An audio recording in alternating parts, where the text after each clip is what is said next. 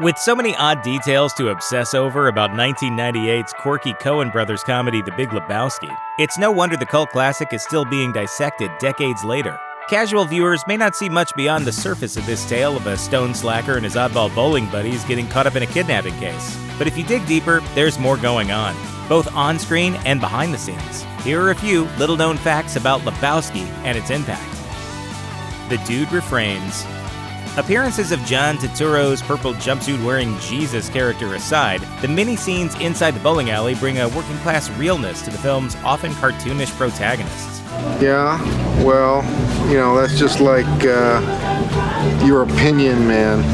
Oddly enough, however, at no point in the film does the dude himself, who is clearly a passionate bowler, actually bowl. It's true, the closest we get is the dream sequence when he does a sort of bowling dance with Maude. But even then, she is the one who rolls the ball, and then the ball becomes the dude. Make of that what you will. The press-averse Coen brothers haven't commented on this choice, but actor Jeff Bridges, in dude-like fashion, both downplays it and elevates it. In a 2008 interview with Fort Worth's Star-Telegram, Bridges says he took bowling lessons before filming and hints that he did bowl on camera, but those scenes were cut. But he also says he sees the bowling in the film as a metaphor. Like many things in life and in our artistic pursuits, the pins are down even before you draw your hand back. The dude exists.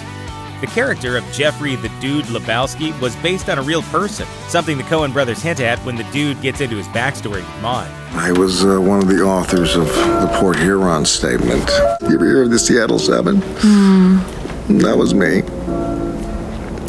There were 6 other guys. The real dude, Jeffrey Dowd, really was one of the Seattle Seven, an actual anti-war activist group during the 60s. And the Port Huron Statement was a real document authored by the group. In the early 90s, Dowd began working as an independent film producer and promoter, which is how he met the Coen brothers. He only has a handful of actual credits to his name, including serving as co-executive producer of 1992's Fern Gully: The Last Rainforest. But he's considered one of the godfathers of independent cinema for his marketing work.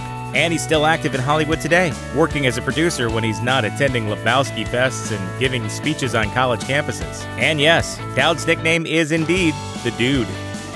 The Dude adapts.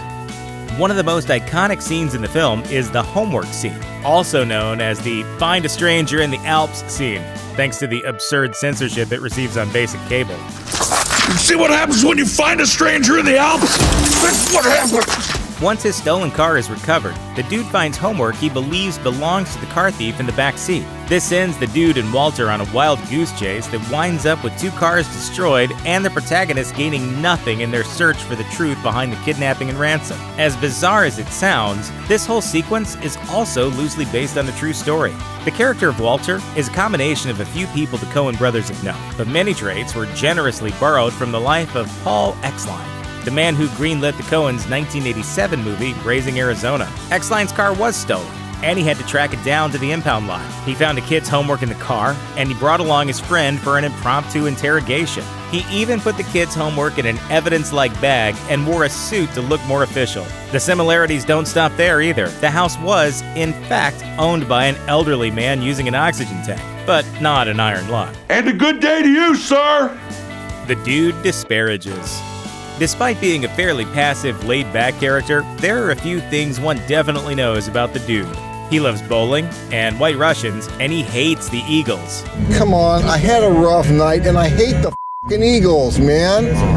And while actor Jeff Bridges says that particular character trait led to a few uncomfortable encounters over the years with late Eagles frontman Glenn Frey, it helped the Coen brothers secure Townes Van Zant's cover of the Rolling Stones' Dead Flowers for use of the film. Turns out the rights to the song were owned by former Rolling Stones manager Alan Klein, who initially demanded $150,000. The Coens invited him to watch an early cut of the film. After the Eagles' disparaging line, Klein stood up in the middle of the screening and insisted they could have the song for free.